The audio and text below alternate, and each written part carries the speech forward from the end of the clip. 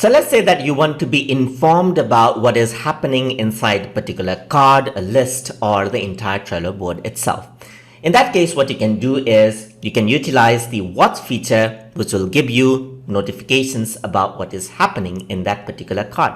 So let's say you want to monitor a particular card like the C9 right here. So what you can do is you can simply click on this, and over here on the right side you can see Watch is there.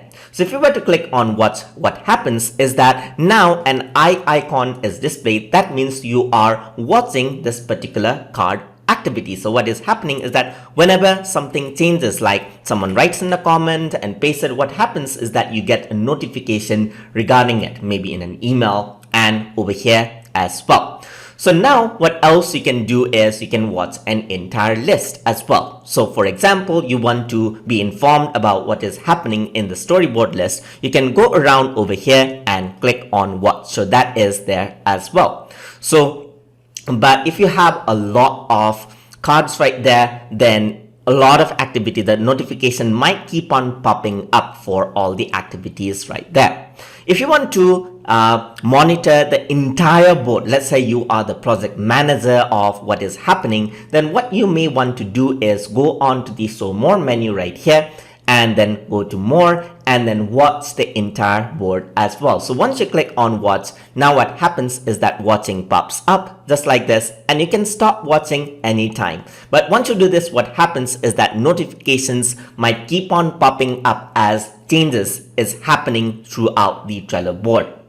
So you can go around onto the notification and change the notification frequency as well. For example, if there are a lot of changes happening in the Trello board and you're getting constant emails, then what you can do is you can change the notification email frequency. So now you can set it to periodically, instantly, and never. So now if you were to do never, then you don't start getting notifications, which does not make much sense if you're watching the Trello board. So periodically is much more better if there are a lot of cards and a lot of team members working on the Trello board. So what happens is that it only sends email once in an hour. So it does not send out hundreds of changes per second if it were instantly. So however, if the members are pretty less, you can change it to instantly. So what happens is that each small changes will be mailed to you, but periodically it's much more